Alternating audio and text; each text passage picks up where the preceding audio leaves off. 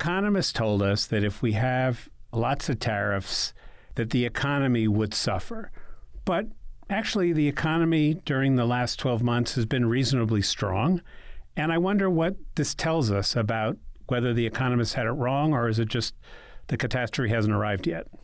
I think certainly anyone who predicted that raising tariffs would cause the next Great Depression is revisiting that conclusion right now. But in the long run, what these tariffs do is constrict the set of opportunities to access value, constrict the set of opportunities to face competition, and that has longer lasting impacts on the economy.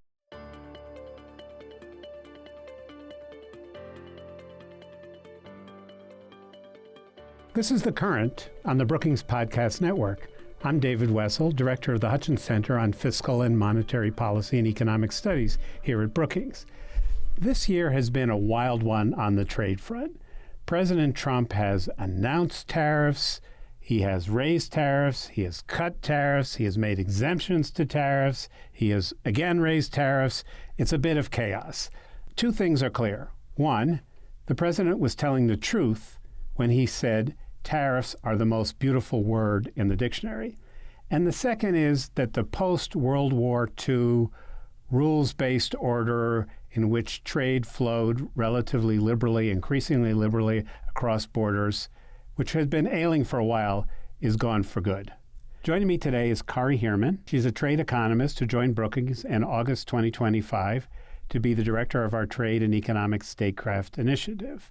She came to us after a dozen years in the U.S. government, most recently as the acting chief economist in the State Department, which is when I learned they actually had at least one economist at the State Department. So, Kari, welcome. And let me start by asking you this. We hear a lot, I think, that economists told us that if Trump put all these tariffs on, we'd have a recession that would be terrible for the economy. But the past year has been reasonably stable. We've had steady growth. Unemployment hasn't gone up that much. So did economists just misunderstand the tariffs, or did they get it wrong, or what's the story? I think certainly anyone who predicted that raising tariffs would cause the next Great Depression is revisiting that conclusion right now. But I think it's really important to say two things. One is that the tariffs have been raised over a period between last March and last August. So they have only been in force for a shorter period of time. Secondly, traded goods are a really small part of the U.S. economy. The U.S. economy is really big. The part of our economy that really focuses on making things is relatively small. So while the scope and the magnitude of the increases in tariffs that happen is very disruptive to industries who rely on imported goods either to fill their retail shops or as inputs in some kind of a manufacturing process that's done domestically, it has been very disruptive and continues to be very disruptive to their business. So far, though, whether it be because other things are happening that are offsetting the fact of those tariffs or because the tariffs just aren't as important as we think, those firms have generally been able to adapt or adjust or just hang on for a while they wait for the dust to settle. That is something that is certainly they're capable of doing for a period of time. But in the long run, what these tariffs do is constrict the set of opportunities to access value, constrict the set of opportunities to face competition, and that has longer lasting impacts on the economy. Is that consistent with what you guys are viewing from the macro point of view at the Hutchins Center? Yeah, I think that we've learned a couple things. One is the actual tariffs that people are paying are smaller than the headlines that President Trump announced on Liberation Day. We also know, you were absolutely correct, that imports are a relatively small part of the U.S. economy compared to other countries. So there was less opportunity for them to do huge damage. I think some of it is we don't know yet. That a lot of this uncertainty meant that people were playing a wait-and-see game. We do know that, though, that tariffs did increase inflation a little bit. Jay Powell, the Fed chair, has said that he thought they'd be pretty close to their 2% target if only we hadn't had the Trump tariffs. But I think in general, economists are realizing that their antipathy to tariffs led them maybe to overestimate the near-term impact. But I think the point you make is really important, that this story is not over yet. And there might have been a lot of hesitation on the part of businesses to react, and we may see it more in 26 and 27. So let me ask you, Kari, sometimes when you read the paper, you think, before Trump, we had this wonderful world order where everything worked and we were negotiating trade treaties. And after Trump, it's all gone into reverse. But do you see this as such an abrupt break, or is it more of a continuation and acceleration of a pre-existing trend? Yeah, you often have to remind me not to fall into the everything was beautiful and wonderful, and then it was broken by the administration. The model that we had previously that facilitated openness and facilitated the increased globalization certainly had some negative and some long-standing and sharp consequences for certain communities, for certain individuals and households in our economy. And policymakers noticed those effects, as did the voters. And so I have noticed over the last dozen years that I've been in government, having a upfront view of this debate, that policymakers have increasingly questioned whether the model of openness to trade and increased liberalization and continuing to go in the direction of further and further liberalization was in the U.S. interest, and an increasingly a view that it was not in our interest because it was benefiting other countries at our expense. So that certainly has been the case, that there has been sort of an erosion or a drift away from the sort of openness is the direction we're going and that's it. But I do think that this is different. I do think that what has happened in 2025 with the America First trade policy is a real break, a real rejection that we should be pursuing a rules-based, market-driven global order in the first place. I don't know if this feels to you like an inevitable outcome of something that has been long coming, or does it feel like a break to you? It feels like a break. I think, as you pointed out, the old system was eroding, and there was considerable political criticism of it from Democrats and Republicans well before Donald Trump arrived. But this is something different, at 25, 50% tariffs, threatening people, discarding any kind of notion that we have some sort of collective interest in a trading system where everybody plays by the same rules. That's totally different. I mean, one thing, I wonder what you think about this is, so tariffs were pretty low coming in. And in the past, we have used tariffs from time to time, but they were really for economic issues, to protect some industry or occasionally for a national security interest to prevent us from relying too heavily on a foreign good or stuff. But President Trump seems to use them beyond economics as kind of a weapon to get leverage, whether it's to get people to stop buying Russian oil. He's used it for that. He's threatened to use it on Greenland. He used them really as a big stick across foreign policy objectives. Isn't that a change? Yeah, I think that's definitely a big change. In fact, as you're aware, last week we had an event here at Brookings sort of summarizing the year in trade policy and what we think it looks like going forward. And that was one of the key changes that was identified by our panelists. In fact, Kellyanne Shaw, who was an official in the first Trump administration, pointed out that explicitly this president believes that tariffs should be used. They're part of the toolkit that the U.S. has for global power, and they should be used to achieve foreign policy objectives where they can. It's not a shift for other countries. China, for example, has been using this kind of economic power as leverage for a long time. This is something we are seeing in the headlines in the restrictions it's been placing on exports of critical minerals.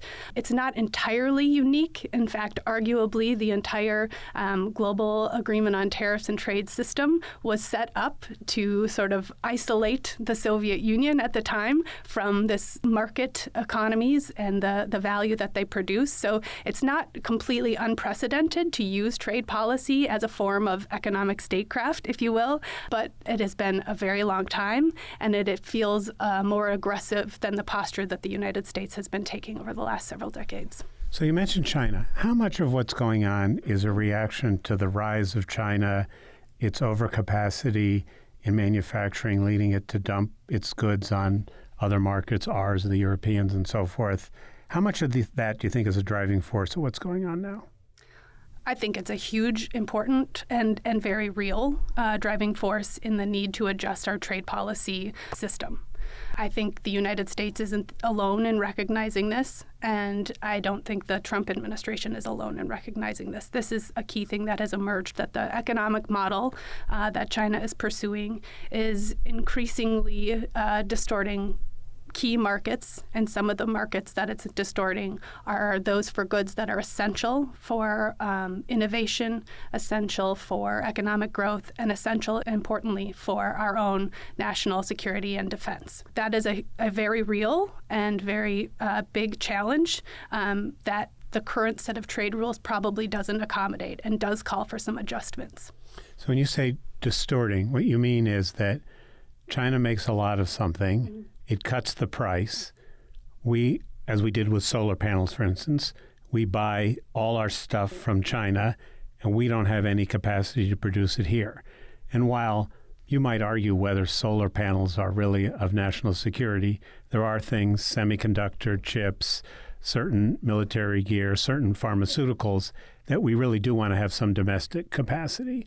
And China has been systematically making it difficult to have domestic production of some goods. That's basically what we're talking about, right? More or less. I mean, I would say domestic capacity is one aspect of it, but non-adversarial reliance, I think, is what we're really after. You mean, when you say it, you mean like, let's rely on people who are our friends rather than potential adversaries like China? Better Korea and Japan than China. Correct. Better Germany than China. Correct. And I think there are some goods that China might have a hold on that it would be very easy to create production somewhere else. And there's others where China has made the kind of investments that make it very difficult to have the markets spring up if China should determine to cut them off. Mm-hmm.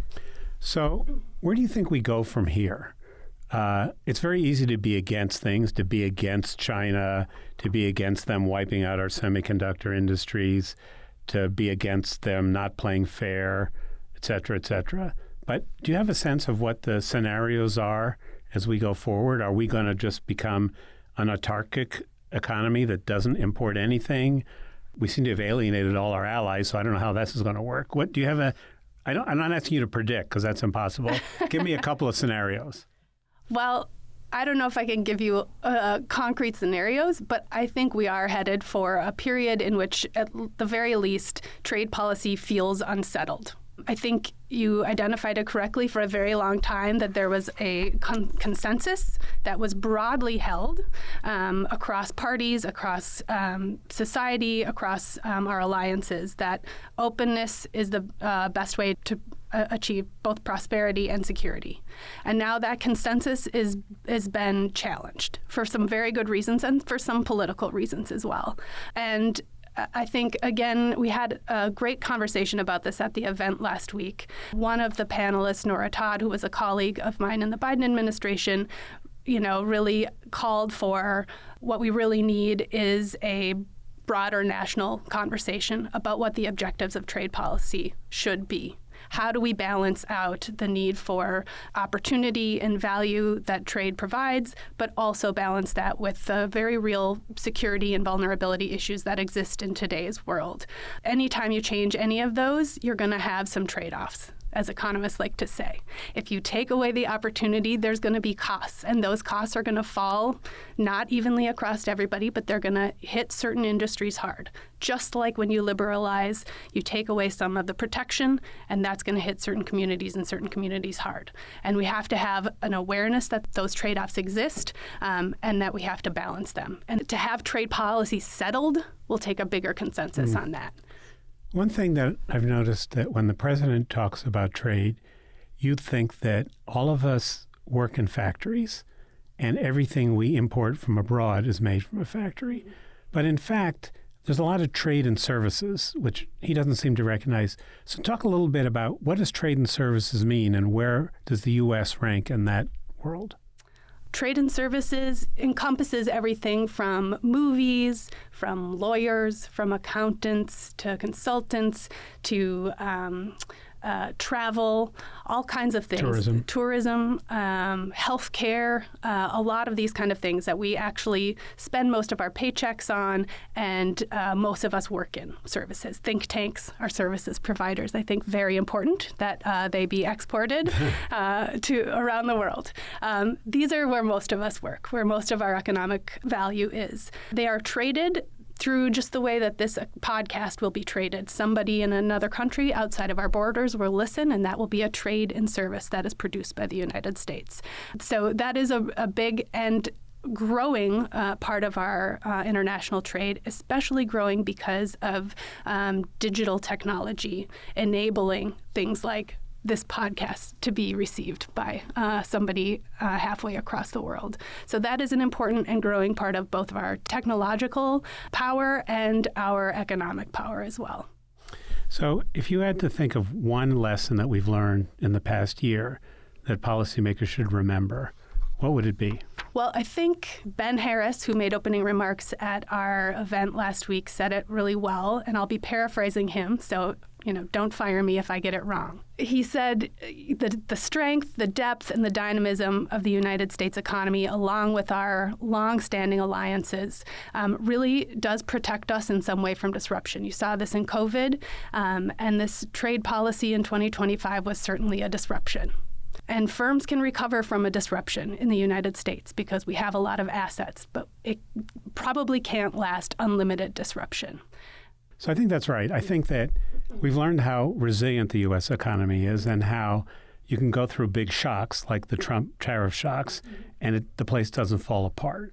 But we also know, there's a great line from Keynes that economists do us no service when they tell us that when the storm is over, the sea will be calm again. The period of disruption and transition can be very painful and can really hurt a lot of people. My concern is that a lot of these things are going to have long-lasting effects. And while they may not show up in GDP or unemployment in the first quarter of 2026, we may look back on this period and say we did things as a country, trade, immigration, cutting investment in R&D, that hurt us a generation from now in slower productivity growth. And I think it's really hard to explain to people that just because you don't see the pain instantly doesn't mean it's not going to hurt. So with that, I think we've come to the end. If you want to know more about Kari's research, you can find it on brookings.edu. You can watch the full replay, the video of the event that she mentioned, the January 28th event that she hosted on America First Trade Policy. She maintains something called the Trade Tracker that monitors tariff rates in real time. So thanks for coming in, and thanks to you for watching The Current.